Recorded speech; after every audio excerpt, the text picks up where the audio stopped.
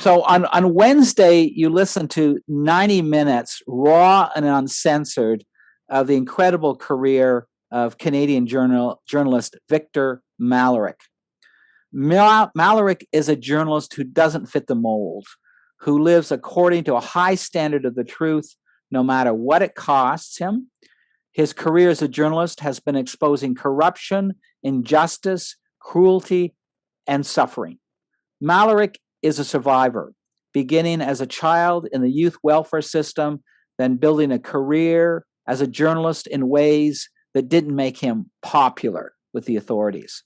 One day, Malerek saw a brief press release that the RCMP had participated in a major drug bust in Thailand that would end the career of a major importer of drugs into Canada and protect the country.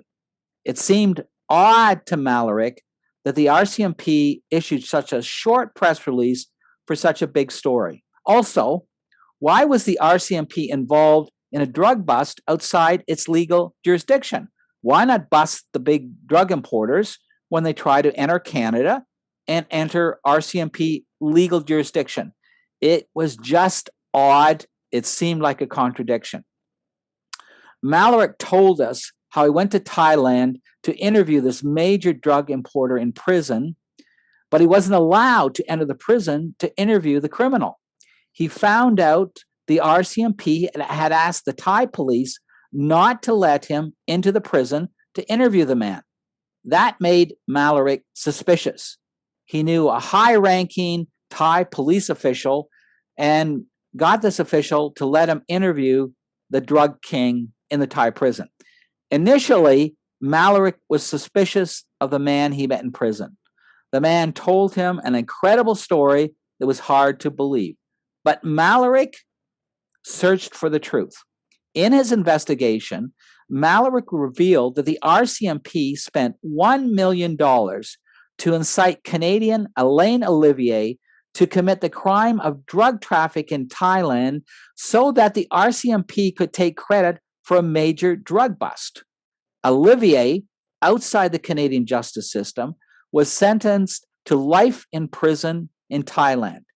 He spent 8.5 grueling, dehumanizing years in the Bang Kwang prison in Thailand. He survived. Then he was returned to Canada on an extradition treaty to be released a few months later to try to put his life back together. Olivier was paid and threatened by RCMP undercover officers to commit the crime that they wanted to convict him of to get credit for it. The story that Olivier was a major drug importer was a fiction concocted by an informant that the RCMP was paying, and a fiction concocted by the RCMP. It all happened undercover and in Thailand, so it would be hard for anyone to discover the truth. The media in Canada would be expected to follow what official sources told them. Thailand was apparently out of reach of Canadian journalists. Under these conditions, you could create whatever fiction you wanted. Well, Malerek's story sparked a government inquiry into how the RCMP managed the case. The government inquiry released a public report on the case that was sanitized. Someone leaked to Malerek the real and unsanitized version of the 177-page government report that seriously reprimanded the RCMP for tampering with justice. The public didn't have the true report of the government inquiry until Malerek released it while Olivier was still imprisoned in Thailand. Malerek's last chapter of his book on reporting, called Gut Instinct, ends without knowing that Olivier would be returned to Canada eventually. The hidden government report said that the RCMP, quote, created the crime and then directed their efforts to ensuring that Olivier would be convicted of the crime they created. Alain Olivier was the victim. They played upon his drug addiction. They promised him money and they promised him drugs. They bought him a plane ticket so that he could go to Thailand, end quote. The report says that the RCMP undercover officers pretended to be drug traffickers and faked a murder on the charter boat where Olivier worked in order to threaten Olivier into going to Thailand to be arrested in a sting operation that they set up. The report says, quote, they directed their efforts to ensure that he would be arrested and jailed in Thailand because they didn't have any evidence against him in Canada, end quote. This is a story that, quoting from the report, quote, brings the administration of justice into disrepute, end quote. The way the RCMP treated Olivier, the report said, quote, violated all notions of fair play and decency and demonstrated blatant disregard for the qualities and humaneness which all of us share, end quote. But as Malerek told us, the RCMP and the Government Commission saw Olivier as expendable. If someone is using drugs, that person is expendable. What mattered was protecting the reputation of the RCMP so that Canadians wouldn't know the truth. It would damage Canadians' sense of themselves to know that the government is capable of doing this. It was better that Canadians not know the truth. It didn't matter if the life of one unimportant person was destroyed, who had no power to fight back and wouldn't be believed. Today, you have 1 hour and 15 minutes to listen to Alain Olivier's side of the story. Olivier is a survivor. 8.5 years in a Thai prison is an incredible tale of survival. How did Olivier do that? How did Olivier survive being set up by the police force of his own country? His story is continued through the book he wrote called Good Luck Frenchy, published in 2020. I just got a copy a few days ago. I have to say that Olivier is a prolific writer. His book is 509 pages. The book was turned into a movie called Target Number One. In the film, Malerek is played by Josh Hartnett, and Olivier is played by Antoine Olivier Pilon. Pilon's performance in the film doesn't have the charm of Olivier. You should know that Olivier has a website and a number of projects he's working on now. Even after Malerek's writing, after the book Good Luck Frenchy, and after the film Target Number One, this story is not finished yet. Olivier hasn't got the full public vindication he deserves of the decades-old injustice done to him. He continues to tell his story and to push for justice. The story of Olivier is a tale of a survivor. How did Olivier survive years in the Bang Kwang prison? How did he survive believing that he had been sentenced to death, then sentenced to life in prison? For over 8 years, would he ever have hope that he would be released someday? And who would fight to release someone like him? How did he survive the sense that the Canadian justice system turned against him? How can you fight that? How was Olivier able to return to Canada to build a life for himself? Who is he today? And how have his life experiences shaped the person he is? Please listen to Alain Olivier. Hi, everyone. I hope you're fine. Thanks for having me on your program like this.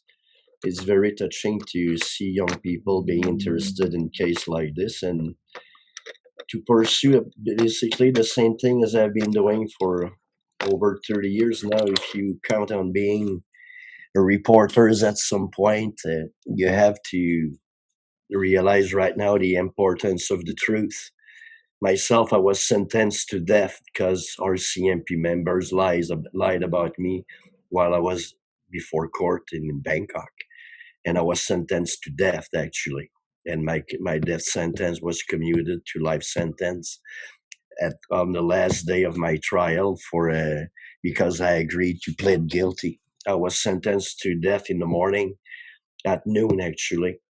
And at around 1:30 in the afternoon, I was called back in the courtroom by the Thai court judge, and they proposed me to plead guilty, and that way I wouldn't have to face the death penalty, which forced me in some ways to plead guilty, and I ended up being sentenced to 100 years in Thailand in a Thai prison. And it's not Canada. It's probably the first time for any of you guys being there and talking to someone who's been sentenced to death before and did time in a Thai prison. And like some of my students in Ottawa at Carleton University, some people felt a little bit on at ease at first to ask me questions because they didn't know exactly what to ask me. But feel free to ask me any question you have. And with regard to the conditions of the prison over there, as you know for sure, it's a third world country, so you cannot expect to have any living conditions that can be called living conditions over there. Standards are way below of everything that we have here in prison. Over there, we didn't have any toilet, we didn't have any shower, we were sleeping on the concrete floor. And here, if you see the picture here on my book, I got 40 pounds of irons around my ankles. This picture was taken by RCMP member at my trial in Bangkok, and he was telling me that it was for their souvenir album over there at the RCMP. And the fact to end up sentenced to death in Thailand, foremost when it's an operation that was all engineered and financed by the RCMP, is something that is not supposed to happen. Canada is against the death penalty, first of all, and has been for decades. And as such, how the RCMP could use Canadian taxpayers' money to finance an operation over there, which, as they admitted, was meant to have me subjected to the death penalty. Those two things cannot go together. You cannot use Canadian money to finance an operation like this if you know that someone will be sentenced to death later on. And in the same way with the case of Benjamin Burns, who was wanted in the United States, he faced execution over there. Here, the minister had to give a ministerial order and get into an agreement with the United States to ensure that Burns wouldn't be executed if Canada extradited him to the United States for his trial over there where he was wanted for murder. And there are other cases like this in Canada that made jurisprudence before the Supreme Court. But even myself, I never thought that something like this could happen to me. First of all, at the beginning of the operation, I was mistaken for someone else who had the same date of birth as I had. But that person had 11 criminal convictions for drugs, violence, and weapons and stuff like that. And that's RCMP civil agent that gave them the information, uh, gave them my name and my date of birth, was a paid informant that was paid $125,000 tax-free to work for the RCMP. And his job was to find targets, and he was getting paid by the targets. And Ayer was the target in the hierarchy of drug dealings and criminal organization, and the more he was getting paid for it. In my case, I was classified as a target 1A, which is the highest rank a dealer can get in Canada from the RCMP. It's a little bit like if you give 1A code to Pablo Escobar, to Kunsa in Burma, who's the drug lord who was running all the operation for Iran back in the 80s. But I was classified as that by the RCMP, and I wasn't a drug dealer. I was a drug user. In 1980, late 86 and early 87, I went to travel to Southeastern Asia, and I got addicted to heroin in a matter of time. And by the time I got back home, I was severely hooked on heroin. This is when I met that civil agent who was a boat charter business operator, and he invited me to go on his boat and to become his partner. But he went on to tell the RCMP that I was running all the heroin market on the West Coast, and none of this was true. And when they checked the name, my last name and the date of birth, another criminal record came out. And from then on, a week after that, like Shawn said, they made a murder scenario on the boat I worked on to make me believe that there were people working for the organized crime. And they told me that I was now part of their scam. I couldn't get out of it because now I had become like witness of a murder. I even had manipulated evidence of a murder because when I went back on my boat after these guys came back with it, there was only one guy on the boat, and when I looked inside the boat, I found empty bullets of 9 millimeters and splashes of blood here and there. And I knew these people had left without fishing canes. So, and the one guy was missing. So right away, I freaked out and I went to see Glenn Barry, that civil agent, which I thought was my friend by then.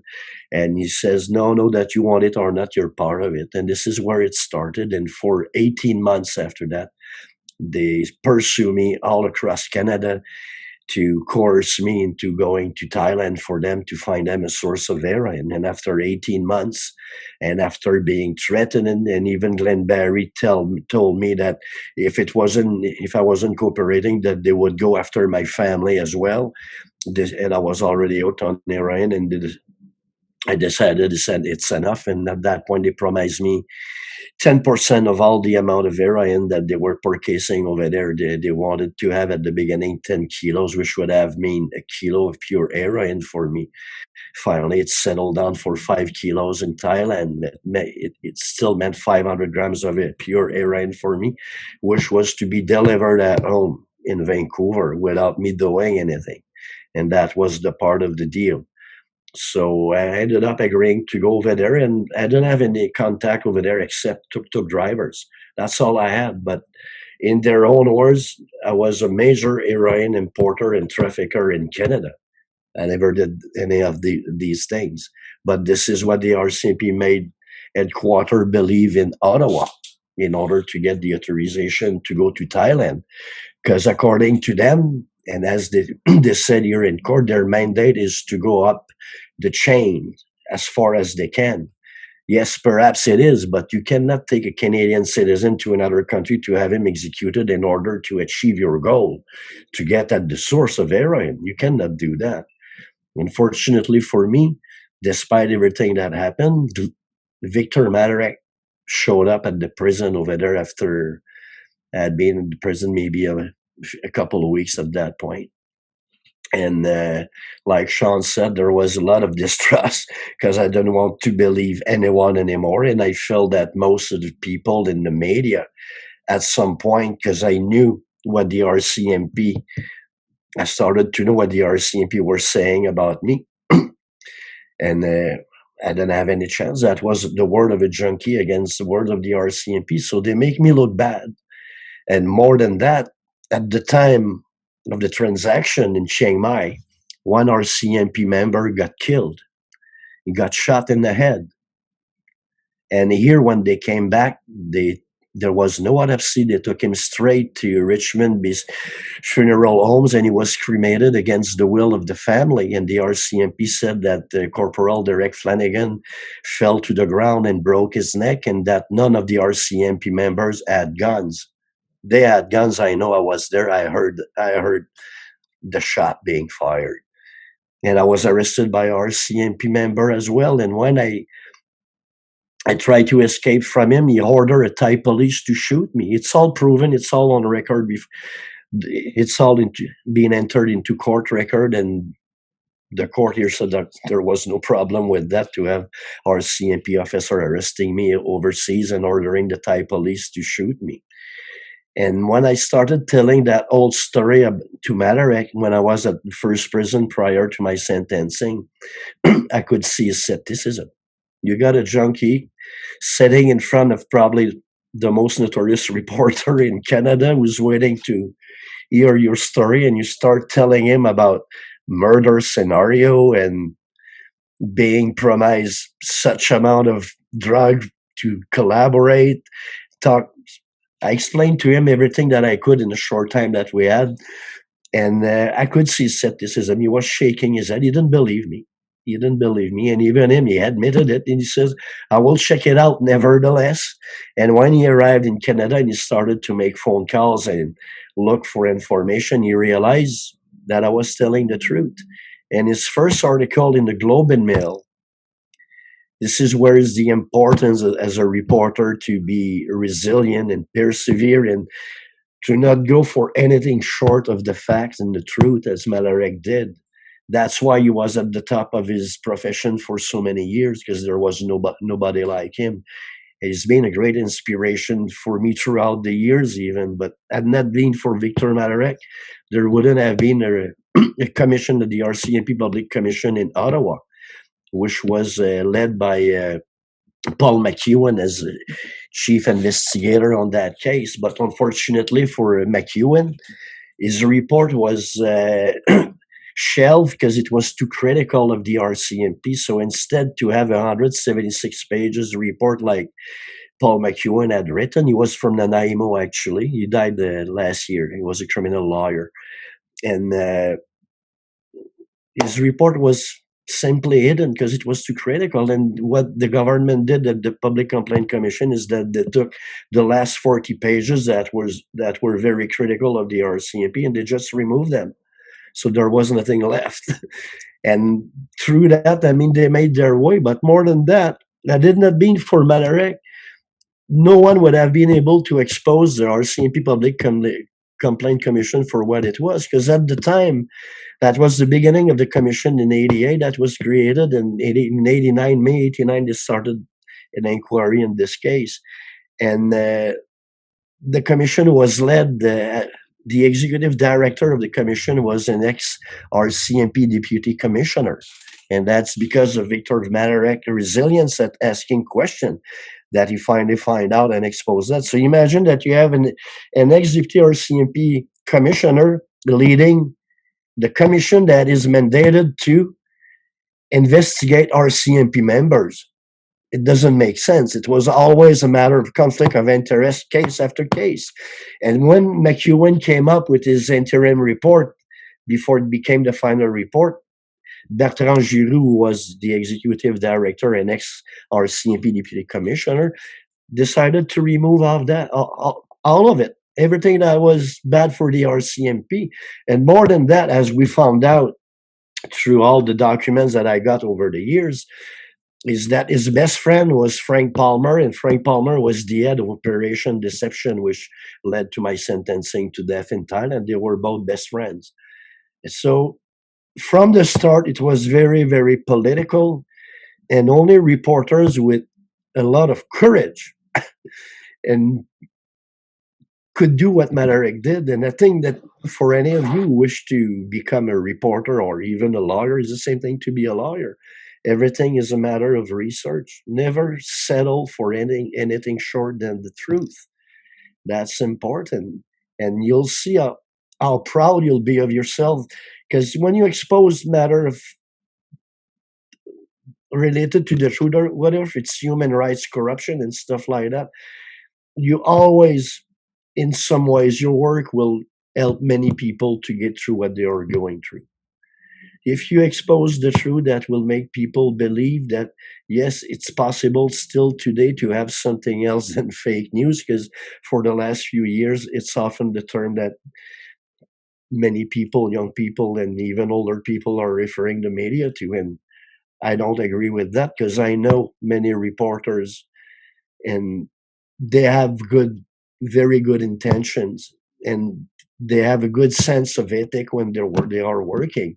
The only problem is, like we discussed, me and Shawn, was that many of the newspaper at the top, many of the director of the news that will be published in newspaper, they don't always agree to have a reporter going on an inquiry for a month, 2 months, 3 months. They want to have a new story every 2-3 days, so you cannot spend long time investigating long case like Victor did for so many years. But Victor had a way to talk to his boss. I think it's getting harder also, perhaps for financial reasons. Sometimes they don't send always people on the field as it should be, ready to investigate. And foremost, when it's political like this, like my case. Like I said, one RCMP officer got killed in Thailand, and most likely was shot by his partner as he was trying to break the back window of a truck. A bullet went off. You can see all the information on my website at alainolivier.ca. I even prepared a document of 174 pages of RCMP perjuries and false statement, whatever you want to name it, just about Flanagan's death. And here in Canada, the judge said there was no evidence of that. So yeah, it's frustrating, but it was a little bit the same all the way through the time that I was in Thailand. Every time I tried to get help, uh, it was the circle of the wagon, as we say in Ottawa. One minister would receive my letters, he would pass it on to another one, until they do the whole circle, and then it would start all over again because it was so political. First of all, what would have happened if the RCMP had admitted that Flanagan had been shot? Here they said that he fell down and broke his neck. And that was my word from then on against the RCMP. And there was nobody to investigate, to do an autopsy on, because the body was cremated upon arrival against the will of the family. These are all factors when I'm talking about gathering facts as a reporter or even as a lawyer. You need to put everything together. If you go on my website to look at the analysis of RCMP Flanagan's death, you will see what it's all about when you do a research on a certain subject. And even if I would have wanted to do all this in Thailand, all the time that I was in prison, I had, until I got McEwen's report that I received in the black envelope with no return address, I had no way to know what was happening with my case in Canada. And at some point, I realized that the McEwen's report had been covered up. And I filed through access of information to get all the documentation from the PCC, the RCMP Public Complaint Commission. It took 3 years before I got the box, and the commissioner had to have access information, had to intervene to make sure I got all the information. And I received a big box, but the documents were expurgated at 90%. They were all blacked out. So it didn't help me a lot, but at least I could have a sense of what went on in Operation Deception. And then I got McEwen's report, and I wrote right away to Malerek after that to tell him, look, I got this report. And Malerek, meanwhile, had received the same report. So we felt that it was probably Paul McEwen who sent it to him and sent the copy to me, because otherwise no one would have known the truth. And due to the effort of Victor Malerek and his last chapter, Seeds of Deception, in his book, Gut Instinct, it forced Ottawa to bring me back home after 8.5 years. But believe me, life in prison over there, when you live 100 people in one cell, you're chained like I was, sleeping on a concrete floor. The only toilet you have is a hole in the middle of the cell, and you're surrounded by people. That's all it is. And you try to sleep. You have to sleep on your side because there's no place, no room enough to sleep on your back. I had to go through that for 8.5 years. And if you go on my website, you will see several pictures that were taken inside the prison. And like Shawn said before, when you go inside the prison to talk to a prisoner, you will have much more emotion and much more chance to have the real story. In the same way as when we did the movie over there, the young actor who played my role upon his arrival in Thailand, because we shot for over a month in an old prison over there, he asked my movie director to wear real shackles around his ankle for the first 3 days until the blood was pissing off. No kidding. He wanted to know what it felt like to play my role. And I said, if you don't wear chains, you won't know. And he did for the first 3 days of the shooting over there. And he was sending me email. He says, I cannot believe this. And I had to wear those chains for 42 months myself. It's 3.5 years that I had to wear chains. So that gives you an idea of the conditions over there. Like I said, it was a third world country. At Bamguan Central Prison, after my sentencing, we were like 8,500 prisoners on a 80-acre compound. And it's a lot of people because half those 80 acres were gardens where they were growing vegetables, and they had a pig farm to have pigs so that they would feed all the prisoners. That was, if ever you see Midnight Express, it's about the color of the prison that we had over there in Thailand. It's nothing funny, and human rights are non-existent, and they are over there to break you. And myself, fortunately, I'm pretty hard-headed. I'm a little bit like my dad was, and I think that's what made the difference. And foremost, I was so angry after being arrested and finding out that these people who had chased me across Canada for 18 months were RCMP members. After threatening me for 18 months and making the murder scenario and everything, finding out that these guys were RCMP members were mind blowing.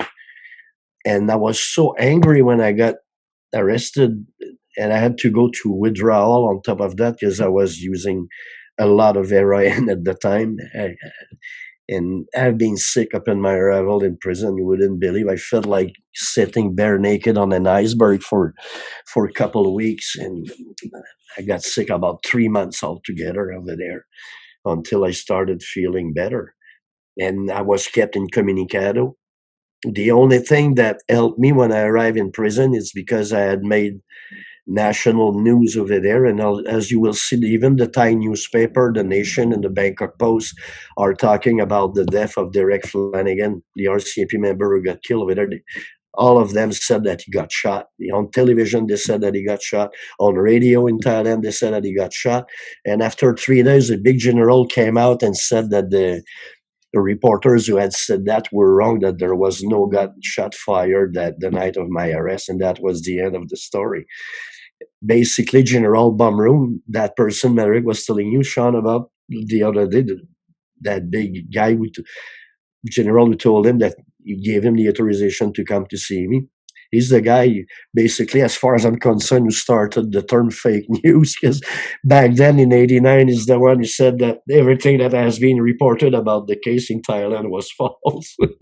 So I decided to fight. And when I arrived in Thailand at the prison, in the first prison, when they took me to the blacksmith to put the irons on me, this is when I got, like what I say, it's not even a matter of rage.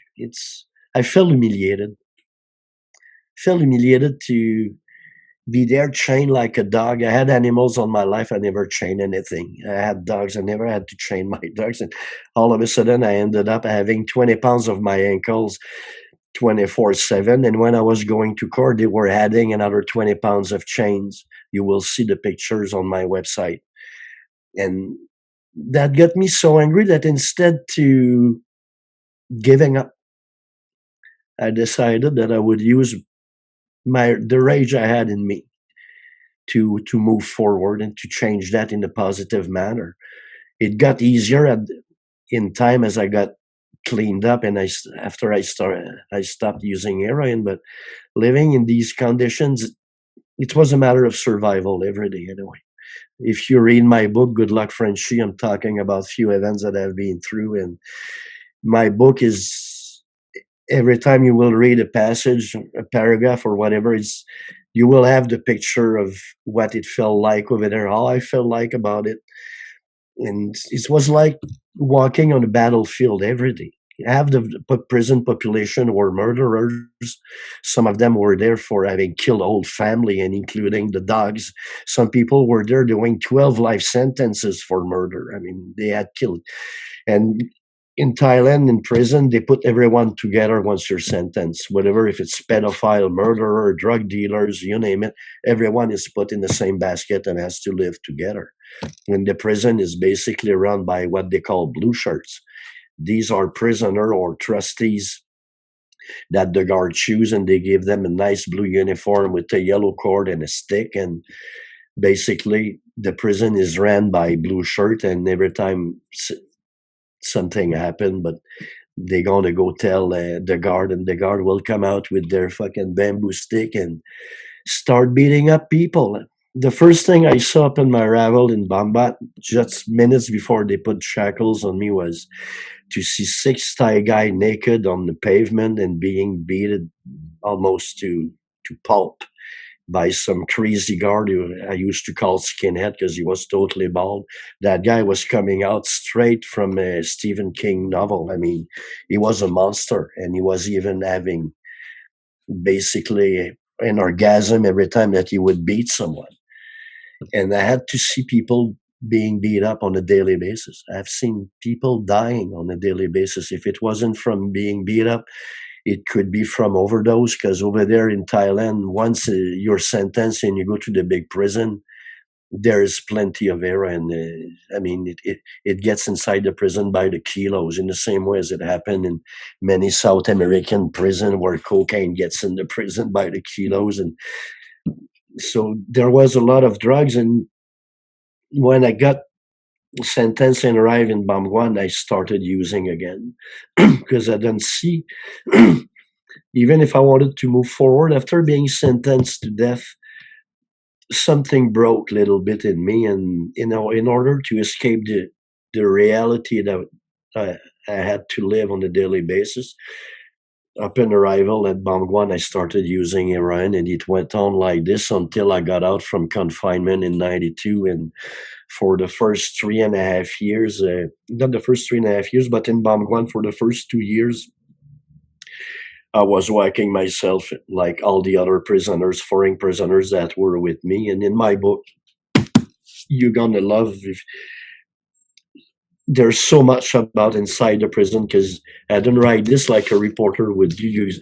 You have all the characters that were with me, prisoners that were with me with their real name, and even if they were prisoners, they became my family.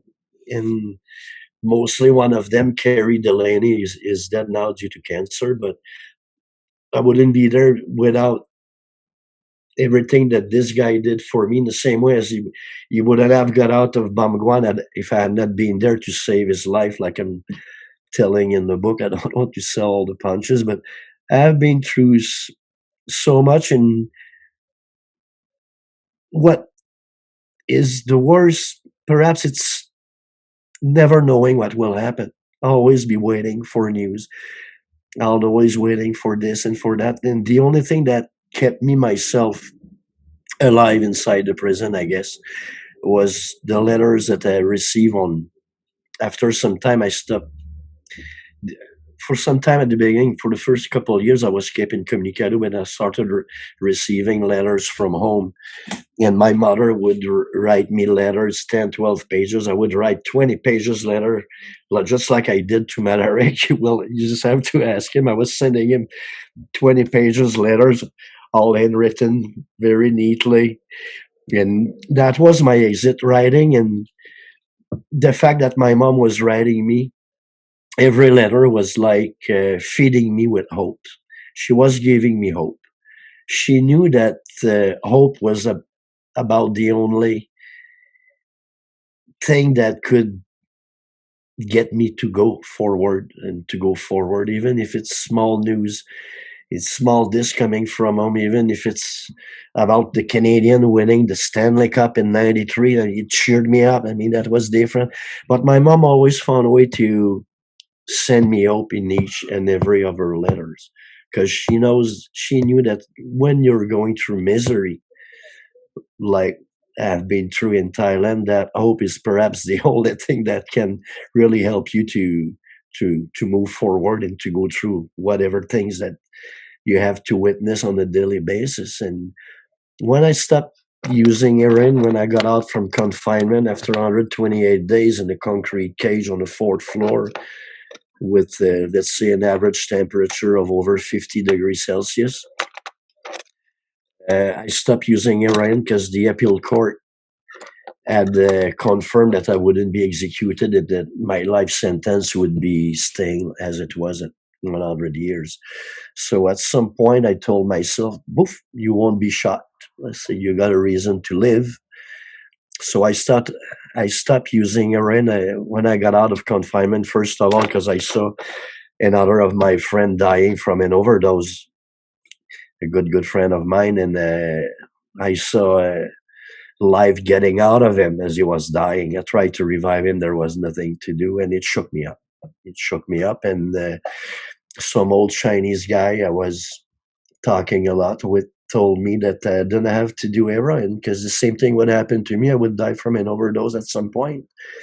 And I went on to telling him, no, heroin makes me strong. And he made me realize that was a pretty stupid comment from my part to say that heroin makes me strong. And I went down myself, at my cell, and I asked my director to lock me up for a couple of weeks, not not letting me out. And I went through another cold turkey, which was probably the worst cold turkey I've been through in all my life.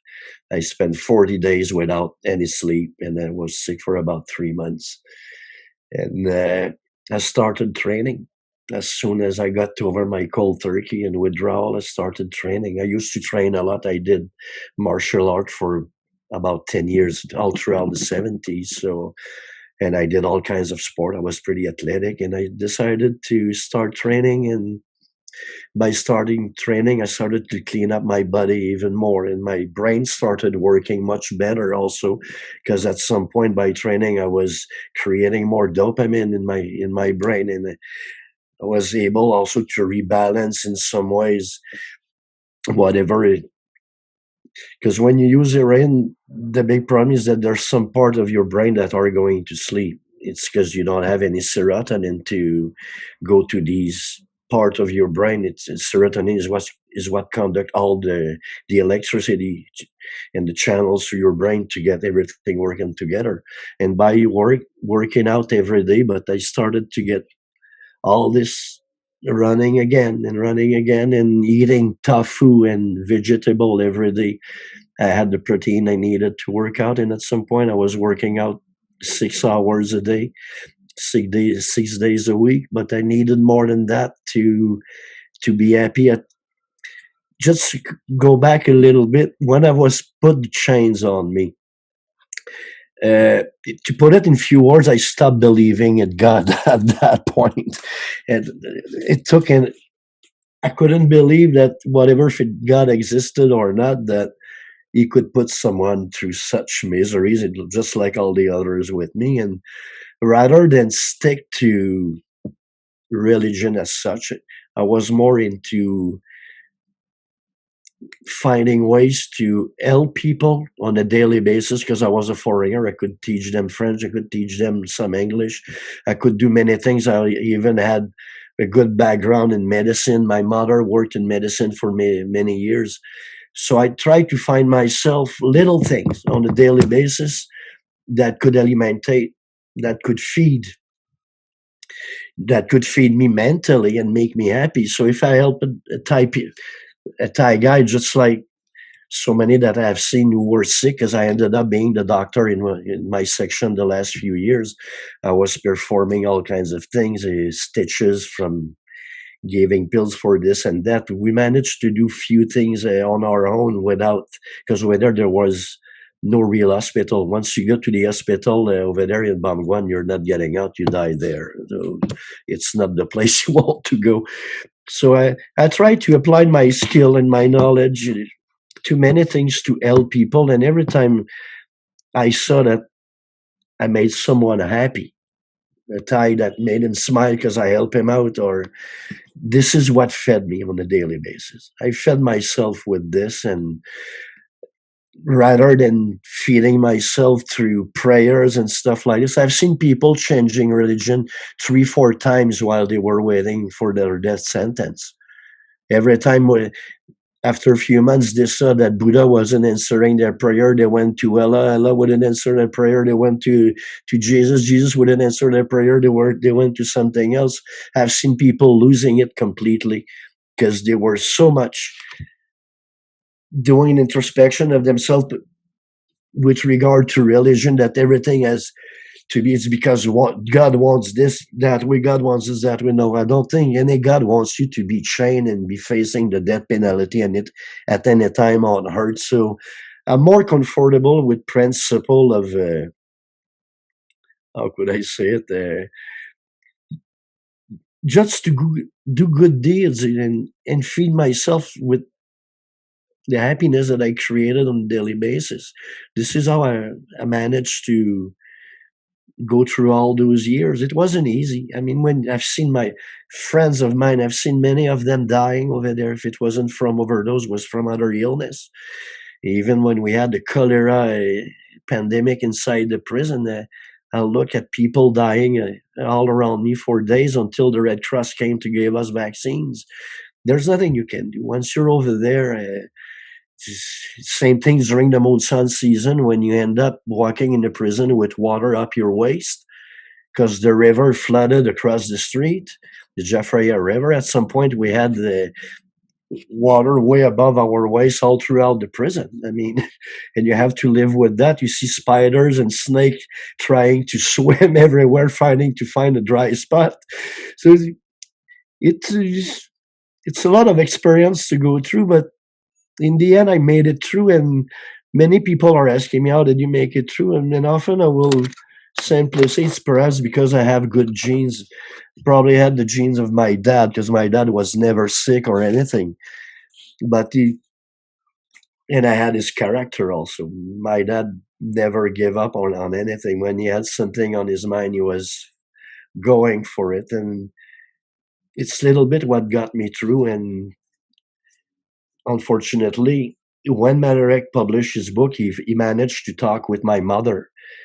Uh, he talked to my mom in November '96, about 2 months after his book was released, and he told my mom, Madame Olivier, we have all the information and the evidence that your son is not guilty and everything.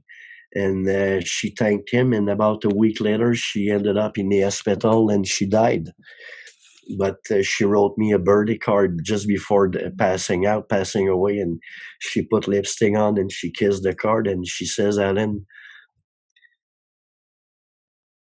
continue doing what you started and don't stop until you're done. And I think I owe it to my family. My dad told me the same in 2005 when he passed away in my heart. He said, finish what you started. And it's the same thing with you guys. If you end up in an endeavor as a reporter or as a lawyer, if you get into working on a story or a case, if you start something, go for it until the end. Don't stop midway.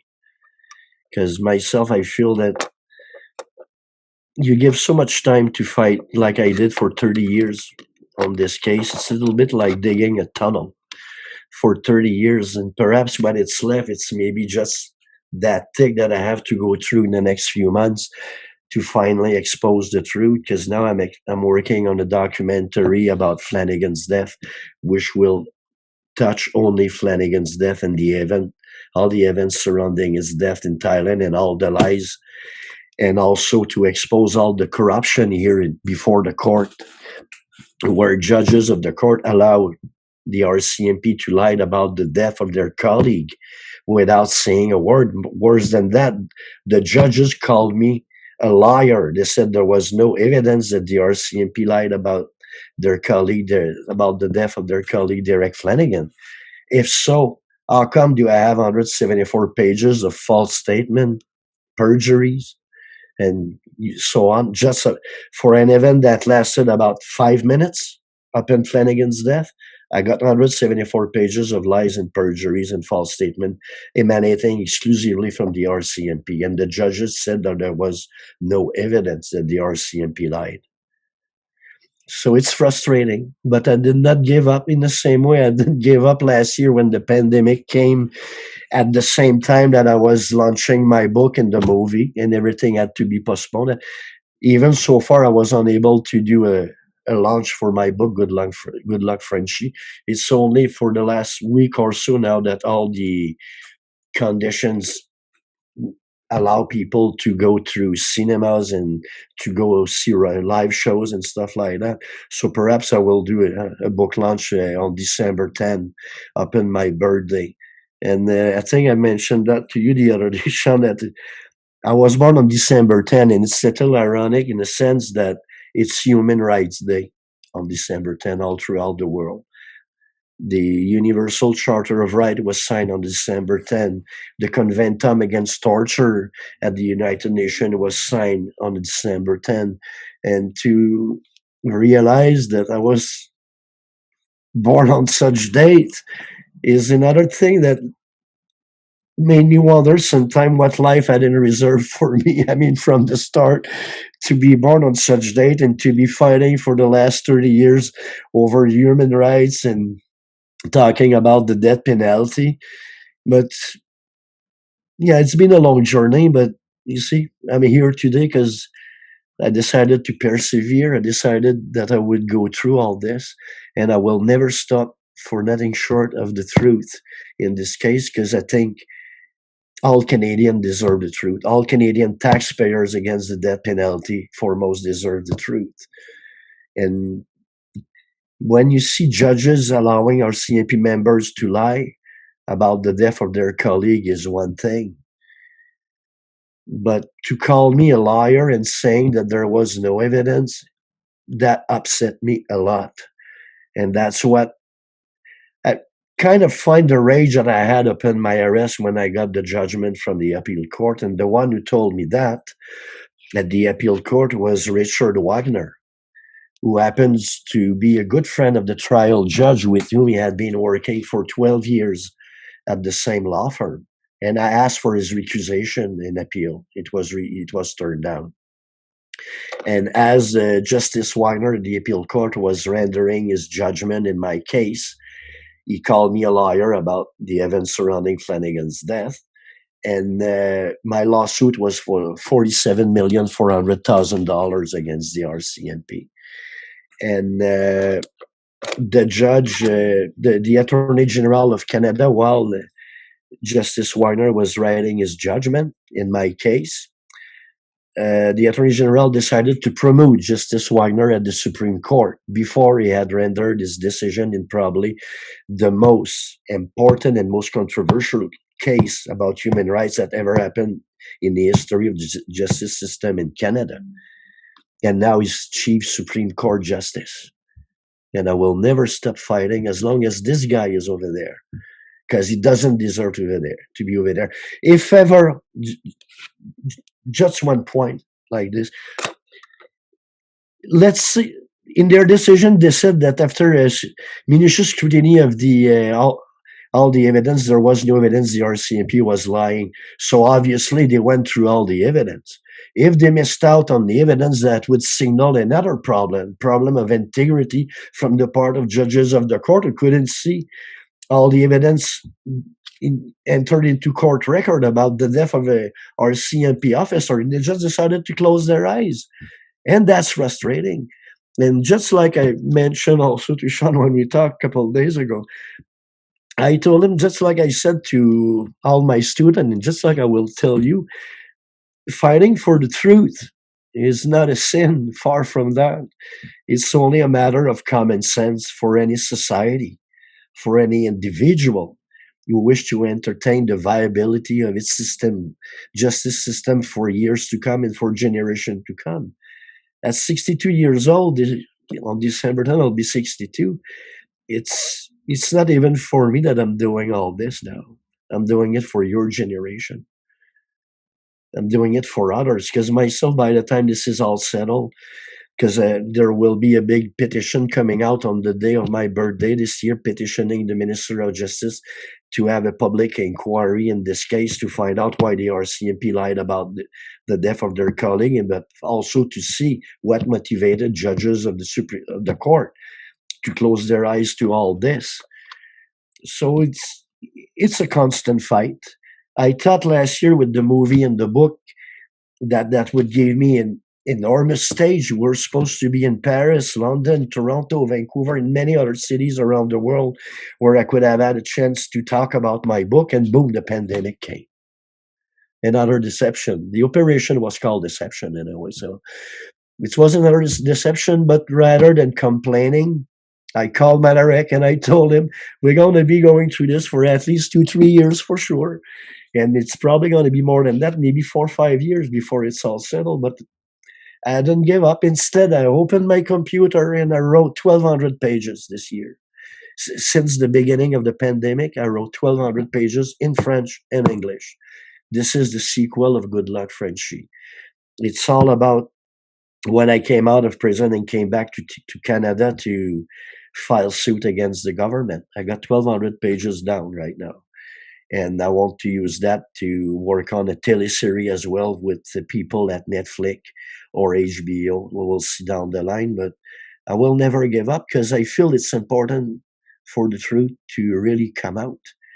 So if you engage yourself at being reporters or lawyer or whatever, for years to come. Like I said earlier, don't settle for nothing short of the truth. In the same way, I will never settle for anything short than that, because I know that I will, the day I'll pass away, I don't want to be there and having regrets. Why haven't I done this or that? People are asking me, do you have regrets for those 30 years that you've been fighting for the truth and for human rights? It's very demanding. It took its toll even on my health at some point. But no, I don't think I had to do it. And more than that, since the movie came out, and many people went to get my book, and I received through my website, there's a place you can write me, and I hope you will take time to write me a few words when you go on my website, so I can get your email address and we can stay in touch. What I want is basically, like I said, justice has to be done, and it goes way beyond my own interest right now. Like I said, if the RCMP are allowed to lie about the death of one colleague and judges closing their eyes to this, I don't think our justice system is going in the proper way. And the big problem right now, to expose such story with corrupted judge in Canada, who would believe this? All the evidence are on my website. Even my website was hacked twice the last few months, and only the evidence related to Flanagan's death were removed from my website. Nothing else. Who had interest to do that? The first time it took 3 weeks to repair my website, and the last time 5 weeks. I don't care. I don't get mad or anything. I just went on as I expected it. I even told all my friends. As soon as I opened up my website and all the information about Flanagan's death were put on, I told all my friends, I said, just count how many days it will take before I get hacked. And I did. I got hacked the day that we had the red carpet here in Montreal. And I got hacked after that at my birthday last December. And I just started laughing. And then it's so obvious. It's, to me anyway, it's someone in Ottawa who did this. Yeah, I even talk with top hackers here in Montreal who've been hired by big Japanese firms now and other government to work on, and they all told me that, Uncle Alan, no one in all the people they know who were top hackers in the country had interest to hack me, because they all respect me so much and they know the reason why I'm fighting for. And I figured that the fight that I'm leading for the last 30 years is very an humble fight. It's a fight that I'm conducting for the good reason, and that reason is because the public deserve the truth. And as a reporter, for all of you, once you're going to get out of the university, just keep that in mind, and just think about Malerek, because I think he pretty much crank you up about what it feels like to be a real reporter in Canada. But the reporters like him don't exist anymore. I even talk with the Vancouver Sun and the Vancouver province, and I send them the analysis of RCMP Flanagan's death, and I asked them to retract some of the story that they said about me. None of them, radio, television, newspaper, none of them even dare acknowledging receipt of my communication to their attention. And that pisses me off, because it shows again, just like it happened in the 90s in Vancouver with Chris Rose and a few others at the Vancouver Sun. They were sleeping with the RCMP.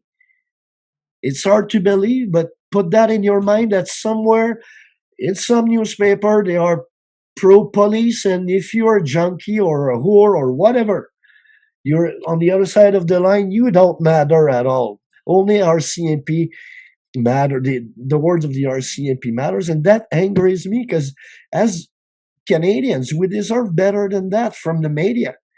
So just put that in your mind. Never settle for nothing short of the truth. Wish even led Malerek to be fired by the CTV W5, and they had to give him a settlement last year because of that, because they wanted to keep him from coming out with a story that was very, very political. And this new boss, Gary Newman, told him, no, you cannot do that. And Victor told him, hey, fuck off. I will publish my story. So they fired him.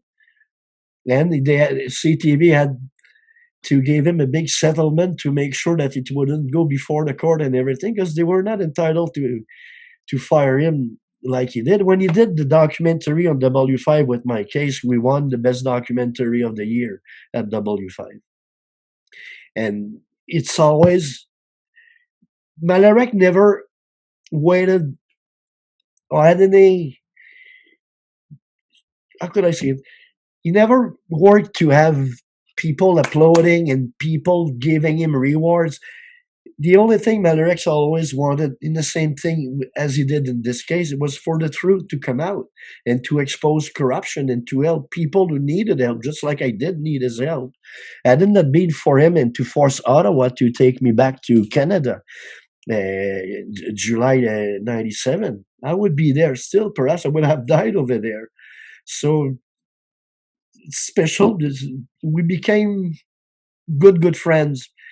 And last year, when we were talking in Toronto during the red carpet, even if we had only 50 people, and here in Montreal as well, Malerek, we just said to all the people that were there, to all the media, that he was happy to have found a friend like me that had his resilience.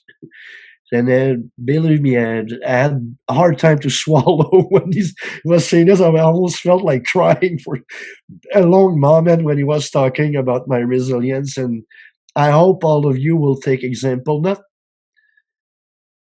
of everything that I've been through in my life, but about my resilience to expose the truth. As Malerek's resilience to expose the truth. And every time you will be done completing a story, you'll be proud of yourself, because you will say, Adam left no stone unturned. I went for everything. Everything. I checked my facts. Everything is there. I'm happy. Don't settle for nothing short than that. And I'm going to see now. I'm going to ask you to ask me a few questions. I've talked for a long moment. I just want to see if you have any questions, whatever, if it's about the case, about the prison over there, or because I could go on for hours like this. I'm not too sure. Just if you have any question you would like to ask me, but just go for it. So you've talked about your arrest and your time in Thailand many times. Do you feel emotional talking about it? How do you feel talking about it? Oh, but for me, I'm used to it after 30 years. Foremost, since I came back to Canada, I started giving lectures in universities in Ottawa. And it did help me a lot to deal with that. I don't have any problem talking about it. The only problem sometimes I may have talking about it, it's when it comes to my mom and her passing away, because when she passed away, I felt that I wasn't there for her. But I have to continue to live with this, because my only regret is I wasn't back home in time to just to tell her, thanks, mother, I love you for everything you've done. I will have to live all my life with that. And it's a hard thing when you cannot tell the people you love that you love them and you want to thank them for everything they did. It's something, there's not a day that goes by that I'm not thinking about it. But for the rest, about prison condition, the prisons and everything, my biggest therapy has been to write. I don't need to go see a psychologist or a psychiatrist. My work is there, and I got 1,200 pages in my computer. I'm now completing for the new book in the teleseries. So that's my exit. This is how I just move all the negative out of me.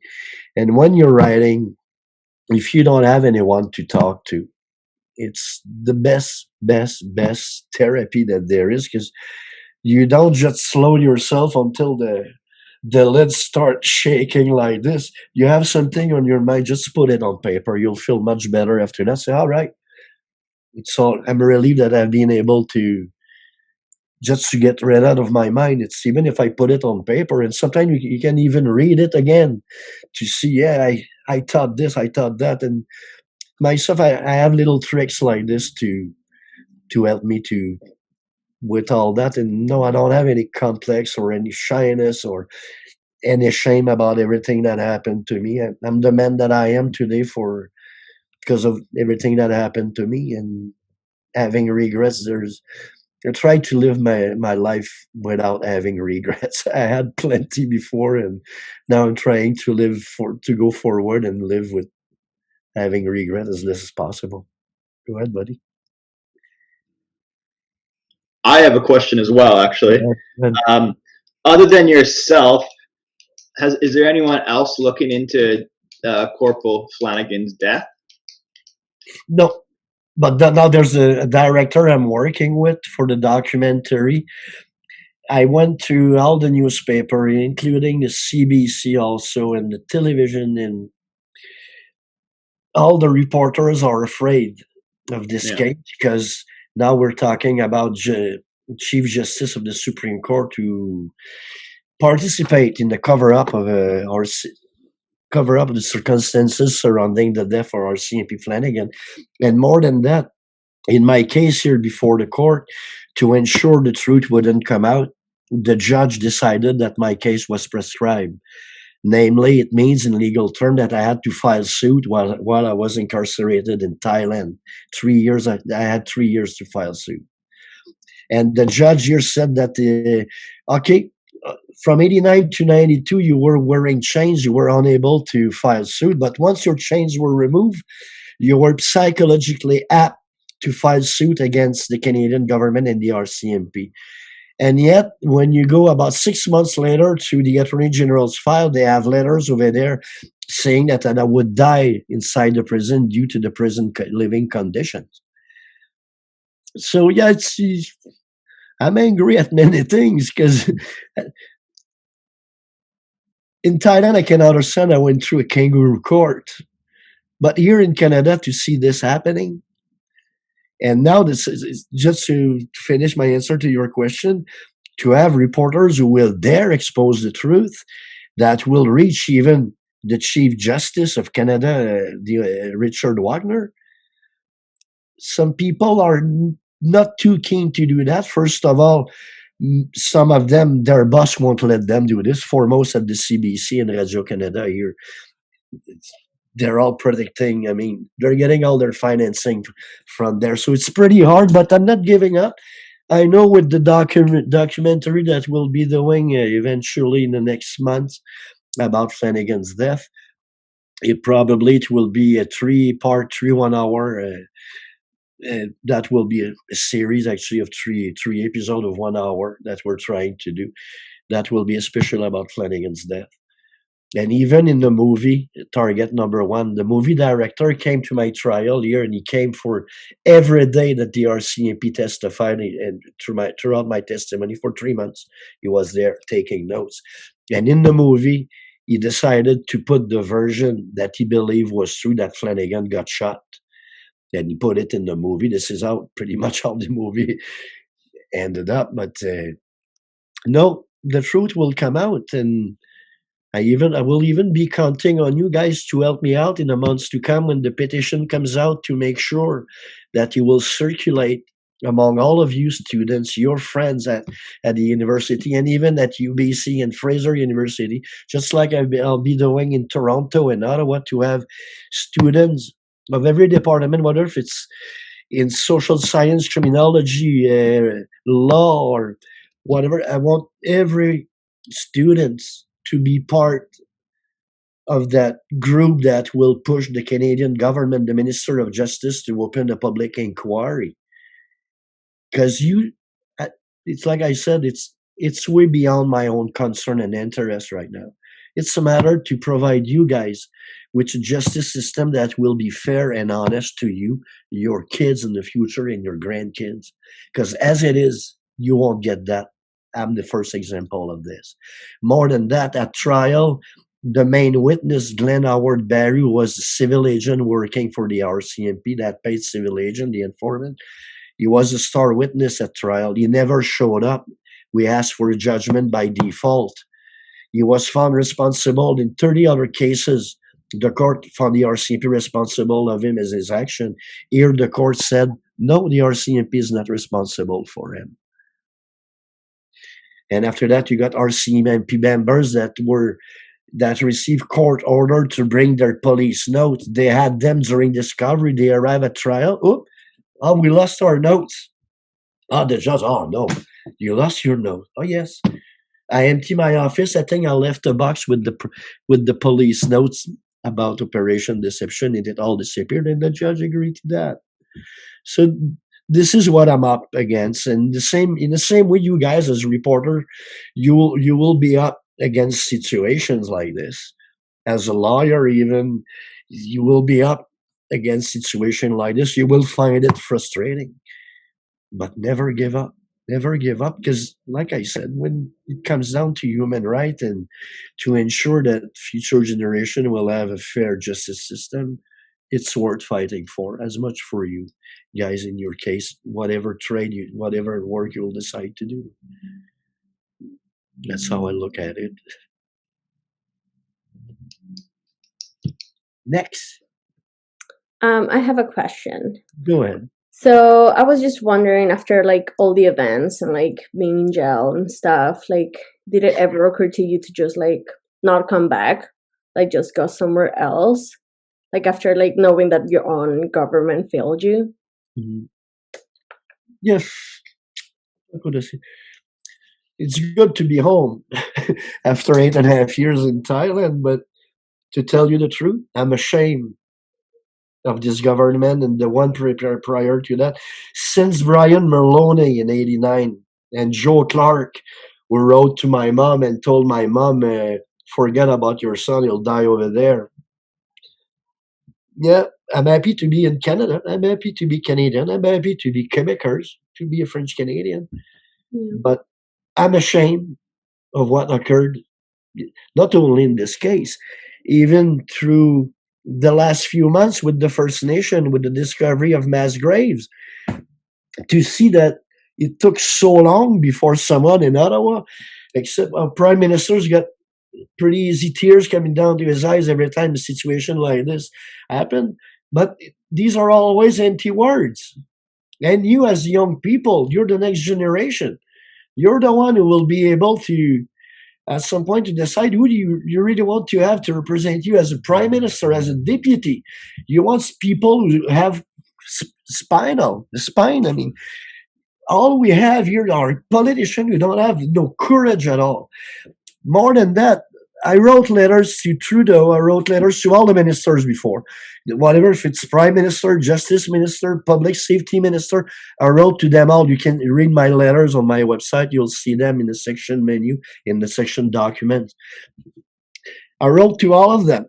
And David Lametti, just like Bill Blair and all the others before under the Harper government, they don't even have the wit to acknowledge receipt of my recommended letter to their attention. It cost me like $15 every time I send them a recommended letter with signature, and they don't even dare acknowledging receipt of them, because I know why. Because they cannot answer. Because in my last letter, I told David Lametti, I says, do you agree with the content of the analysis of Flanagan's death? These are all the Attorney General's document, the RCMP document. It's not my testimony. It's only their document and their testimonies. So they cannot disagree with it. It's testimony. These are all testimonies on the road and RCMP documents find through their whole file. And all I asked him was, do you agree with this? He cannot answer. Fine. I wrote another letter. And I said, Mr. Lametti, the reason why you cannot answer me is that if you agree with the content of this document, that means that you agree that the RCMP lied about the circumstances surrounding the death of their colleague. And if you do that, that means that you agree, you admit that judges of the court here in Canada closed their eyes to all this.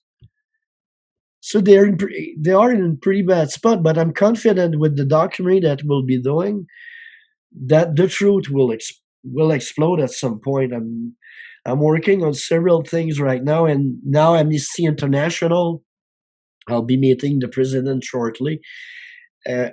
Life is well done in some ways, because the guy who played my role in the movie Target #1, his dad used to be president for Amnesty International. and he's a lawyer too. He's not practicing anymore. He's got a Airbnb by the ocean in Gaspesia, but he decided to contact Amnesty International, and they want to support my petition to David Lamety for a public inquiry. Once I got that insurance, then I will move my other piece. It's just like a big chess game, and a long one. It's been 30 years I'm not playing the same game. But I'm not giving up. Even if Ottawa's have all the powers that they have and all the money that they have, the truth remains the truth. And I know once it will come out and that the Canadian public will find out that the RCMP lied about the death of their colleague and that the court closed their eyes to it, there will be a big chain reaction. It will have some kind of snowball effect at some point. This is why that's the thing I'm counting on right now.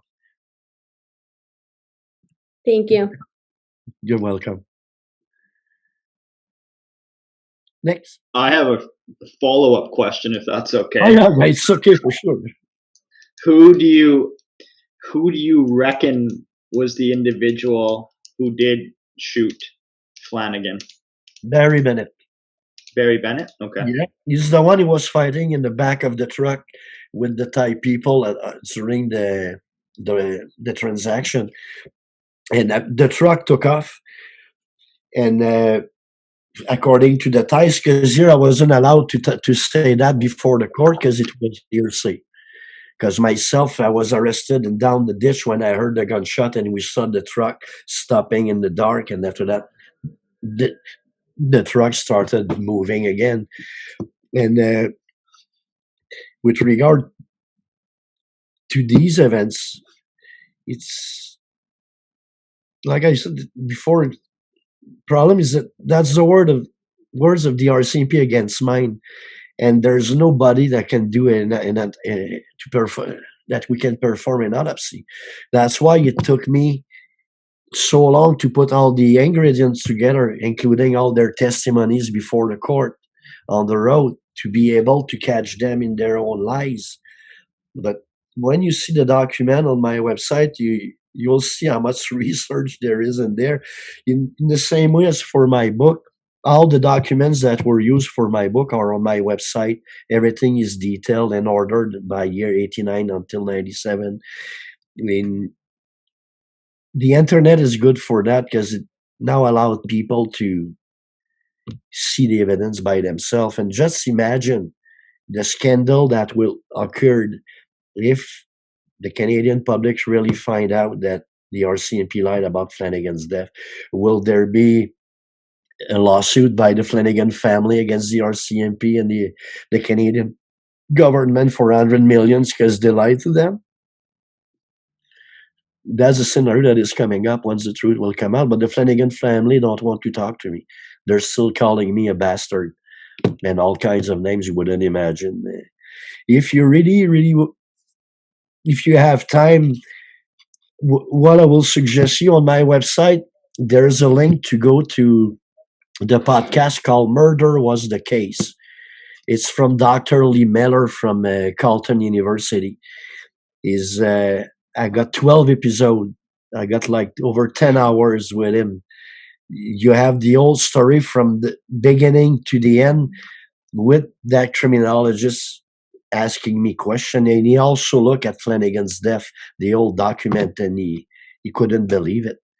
Because that guy is something. Dr. Lee Miller is a piece of work, believe me. He already worked on several cold cases, and he managed to get Robert Baltovich being innocented in Toronto a few years ago. And I got people like this now on my side, and I'm trying to get some more people. My next step is to get in touch with Eugene Licio at Toronto University. That guy is the director for the Department of Crime Scene, 3D crime scene reenactment. And I want to take the Flanagan's document and to recreate the scenes taken from the testimonies given by the RCMP. As it is, we got like 12, 14 different versions of Flanagan's death. Even the official version of the Royal Inquiry in Thailand is different than the official version of Flanagan's death in Canada. Try to understand. I still don't understand. But this is political. This is controversial, and you're gonna need people with a lot of courage, like I said, and determination to really make sure that the truth is exposed from A to Z, to make a big cleanup, even at the RCMP Public Complaint Commission as well, because I got in touch with, because they have a new name now, and they basically told me to get lost. And it's not easy, but I don't give up. I'm not giving up, and this is what I'm expecting from you once you got your degree, once you start working as a reporter or as a lawyer. Don't give up. It will speak in your favor in the end, because people will see that you don't give up, in the same way that people realize over the years that there was no one like Victor Malerek in Canada when it came down to expose the truth, because that guy didn't stop at anything. He was like a bulldozer. But remain polite. That's the main thing. That's the main thing. Is there another question? Maybe I just have a question kind of related to that documentary that you're doing. Yeah. Where do you, because it's such a controversial subject, have you thought about where it's going to end up being viewed? Like where it'll be accessible through?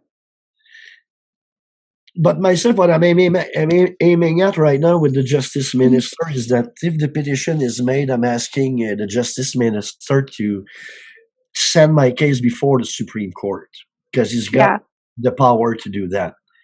And I don't want to go through 696.2 of the Criminal Code, to go through a whole petition like they did in many other cases.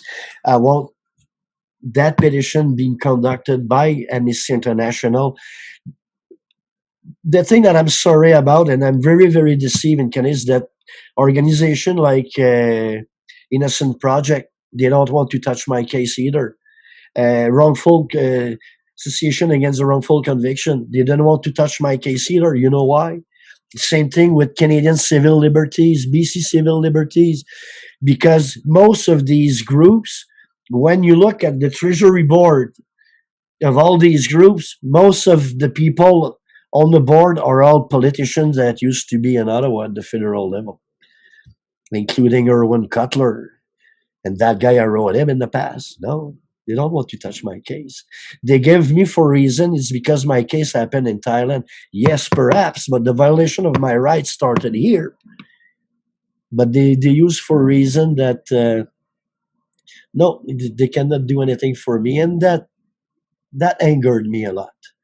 It did anger me for some time, but I told myself, oh, it's only another hurdle to go over, and from knocking on every door, at some point someone will open the right one for me. And the movie allowed me to give me access to more people a lot now that I got something behind me. I got a movie, I got documentaries, I got a book.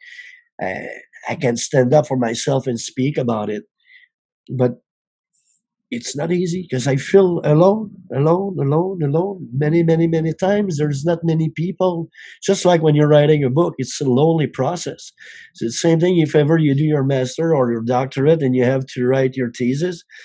It's a long process. You're on your own and you're in your bubble.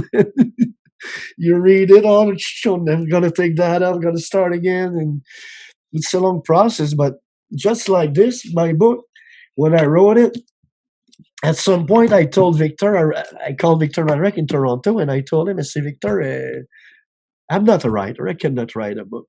And he started giving me shit. And he started challenging me that, yes, you can do it. Yes, yes, yes. Just kick my ass. And I did. I'm proud, because I'm a forest ranger from trade. I mean, I went to university a couple of years. I never completed university, and I moved to BC after that, and I lived in BC for many years. I worked in the forest and on construction over there. But I'm proud, even if the conditions were not ideal for over the last year since the pandemic. But it's done, and now I'm going on to another project to convince everyone that the fight that I'm leading for so many years is worth it something, and I haven't done that for nothing. I even had a guy not long ago who wrote me through my website. That guy did get my book and he read my book, and he was about to commit suicide when he got my book. He was about to hang himself, and he wrote me. And he says, "You just saved my life," and he told me all about it. He had the fucking rope in his hand, was ready to do it. And he got my book, and he wrote me to thank me to save his life. So yeah, I think I can make a difference. I even had people in Venezuela. I even had people in Costa Rica and other countries who've been writing me about my book and about the movie, and everything has been so positive. And many people did tell me that it helped them to go through what they were going through at the time. They were going through phases of misery and troubles and stuff like that, and by reading my book, it helped them just to get over that. And so yes, I feel that my fight, as much as everything that I've done, is worth doing because I'm doing it for the right reason. And when people are telling you things like that, that you save their life, it counts a lot. It does.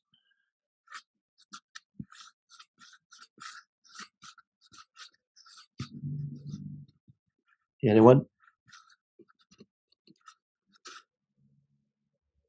Yeah. If you have another question, go ahead.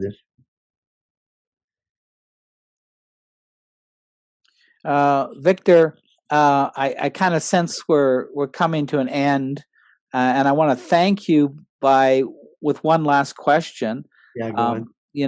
You've been very generous. You've been very generous with your time and very generous with your life, with telling us all these personal details about this. So I want to thank you for that generosity today. And Oh, it's a pleasure. Believe me, pleasure's for me. yeah. And I told you this weekend when I have a chance to talk to university students, it's just like it gets. I feel much younger. I feel much younger. It's I like discussing these things, and perhaps we will do it again. And just make sure, don't be shy to ask questions, because as reporters, that's the thing you will be asked to do on a daily basis. So if ever I have to talk with you again, guys, come up with a list of questions. Then don't worry, there's no question I won't answer. I don't have anything to hide, and as if it can help you to go through your studies and to encourage you, I'll be happy to do that anytime. Just tell me, and I'll be there. Alain, I'm going to take you up on that invitation to invite you to another class in another term. But for today, let me just finish by thanking you from all the generosity of your spirit that you've shown. And so I have one last question for you, and that is, given this long fight you've had, what do you need in your life for final closure and a final sense of vindication? What is it that would finally give you closure? And if you had closure after all these years of fighting, what would you do next in your life? Alain? To find closure for me would be to have my case being heard before the Supreme Court. But it might be very hard, because probably the judges will try to protect Justice Wagner as well. But nevertheless, and I just want the truth to come out. And if the petition goes out as we wish with Amnesty International, I'm not worried that there are going to be tens of thousands of names, and that the minister will have to open an inquiry in the same way as it happened with Maher Arar. That Justice O'Connor made a long investigation. I had the report here. It's like 1,800 pages. That was a real inquiry. And Maher Arar was vindicated in the end. It's not even a matter of money, because I'm poor. I mean, I don't have money. I don't need much to be happy. I have my garden up country. I grow my own vegetables. I got my chickens. I got my own eggs. So I don't need much to be happy. But in the end, all I want is for the truth to come out. And once this is settled, I just want to go back up country and get myself new dogs, because my pets passed away a couple of years ago. I had big dogs, 150 pounds. I like big dogs.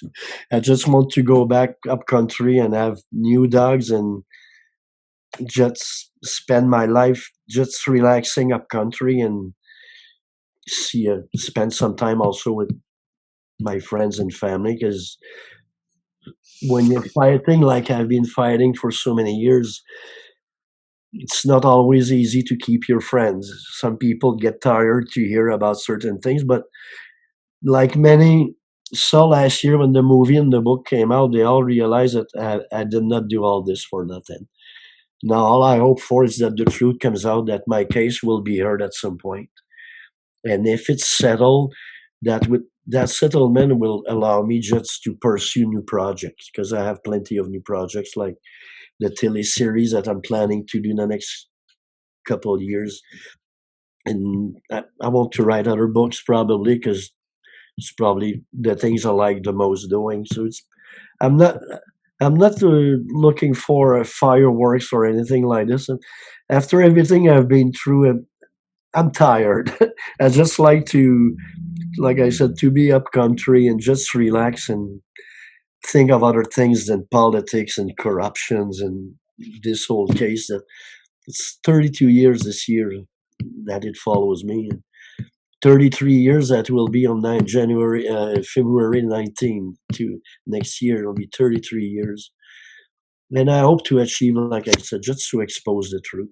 I've been called a murderer. I've been called all kinds of things, and I did none of these things. And I want to also expose the media in some ways as they are. Why don't they have the courage to talk about subject of matter of interest? It's not even matter of public interest at this point. It's matter of public order. When you have judges closing their eyes to RCMP members lying about the death of their colleagues. But I'm looking for a simpler life, and if I could just be writing and growing my vegetables and picking up my eggs for years to come, I'll be happy. I don't need more than that. I live with so many little things. I don't have any luxuries or anything. I live with less than $10,000 a year, and I have everything I want. So even if I had millions, that might help to take decision on maybe a few things, but will that change my life? I doubt it very much. Not at 62. When you're 20 or 30 and you become millionaire, that might be something else. But when you're 60 something, your wisdom has rules over everything. It's my health as well. After 32 years of fighting this, I've been through a lot, and I think I need some rest a little bit. So I'll see how it goes. But with young people like your students and teachers like you, I believe that if the communication is right, there is a way to make sure that the truth will come out in this whole story. And I hope your student will take the time to write me through my website if they have other question, and if I can get their email as well, I'll be able to inform them about what's coming up, and if there is a public inquiry, to invite them to sign that petition and to have all their friends and even your colleague as teacher to sign it. That's pretty much what I'm aiming at for the next year. I'll be concentrating on this and try to close up the second book and to shrink it a little bit, because 1,200 pages is a lot of material, but each page is important, so it's hard to get everything out of it. So I will need some help, because I'm not a writer as such, but I will go get the collaboration that I need to complete that in the weeks and months to come. And next year I should be able to publish it. That's pretty much what I'm aiming at. And it was very kind of you to have me today and to be able to talk to all of you guys.